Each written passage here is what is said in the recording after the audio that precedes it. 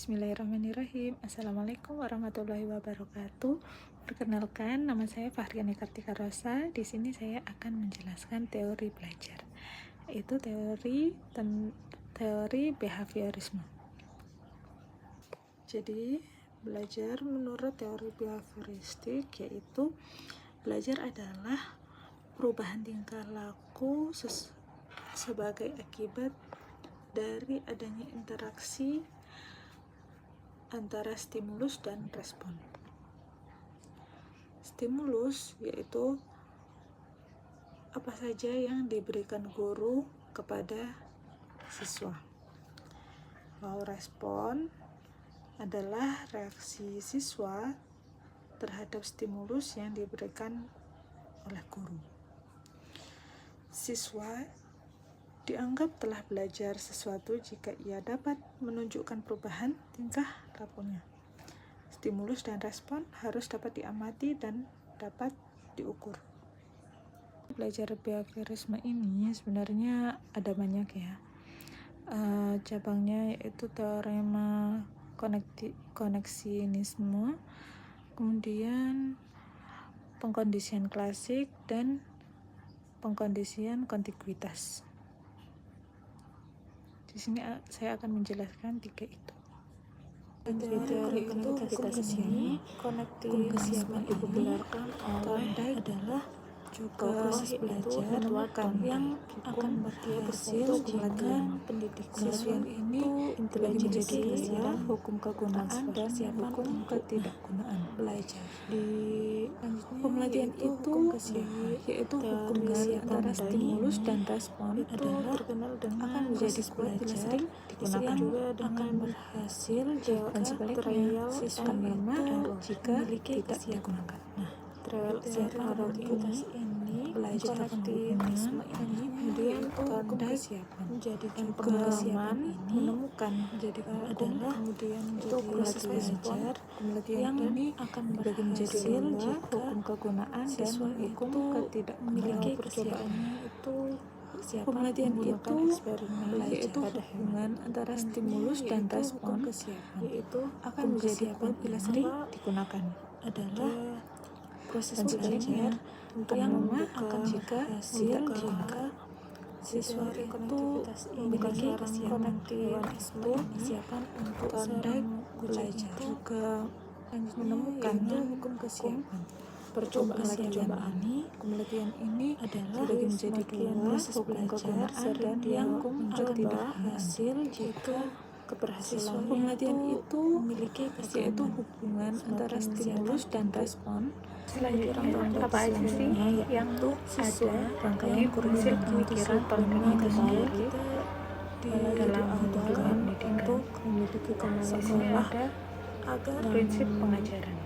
Prinsip pengajaran itu kita diajarkan untuk kebiasaan memperoleh baik itu diharapkan untuk belajar long lasting, bermanfaat, kebiasaan yang jangka panjang. Siswa itu jadi kebiasaan ini sebaiknya tidak disadarkan dengan kebiasaan memiliki kemauan yang menuntut ilmu yang lebih penting yaitu matematika, satu kebiasaan bermanfaat belajar dirinya.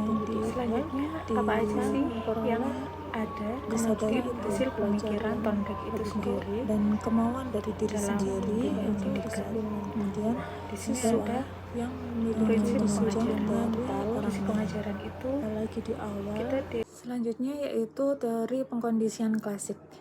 Teori pengkondisian klasik ini dipopulerkan oleh tokohnya yaitu Ivan Pavlov. Itu berasal dari Rusia. Nah, ini didasarkan pada dia itu melihat seekor anjing yang diberi oleh majikannya itu daging.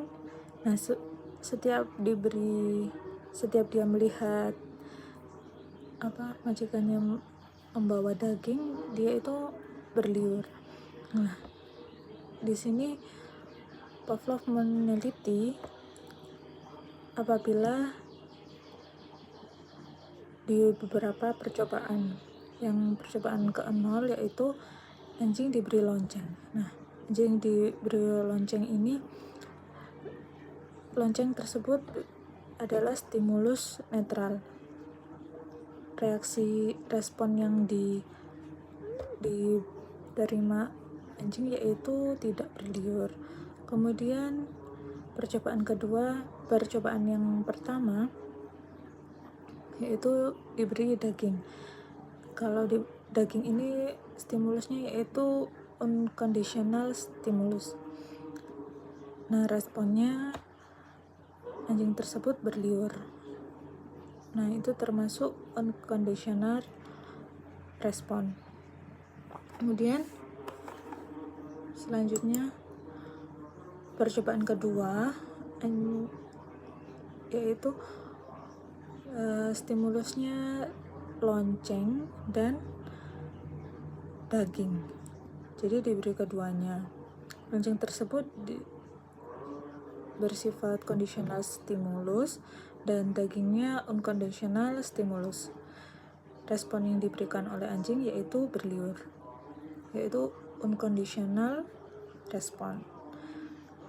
Kemudian percobaan ketiga, stimulusnya yaitu lonceng.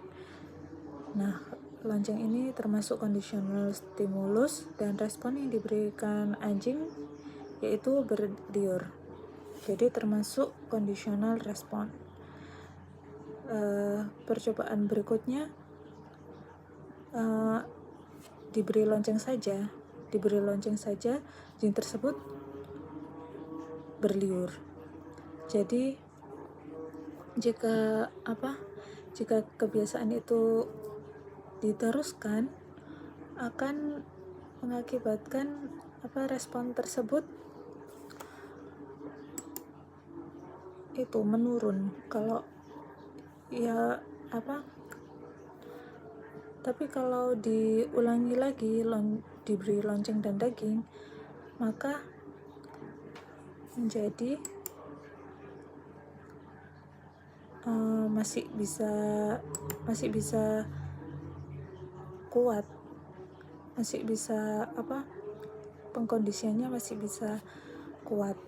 Tapi kalau diberi lonceng saja, maka akan menjadi hilang atau kepunahan. Selanjutnya fenomena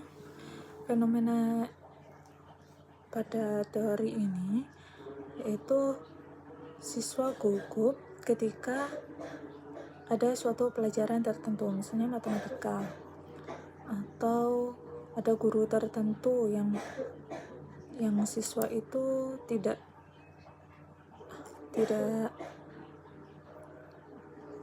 yang suasananya itu ketika ujian, entah siswa itu takut dimarahin atau bagaimana.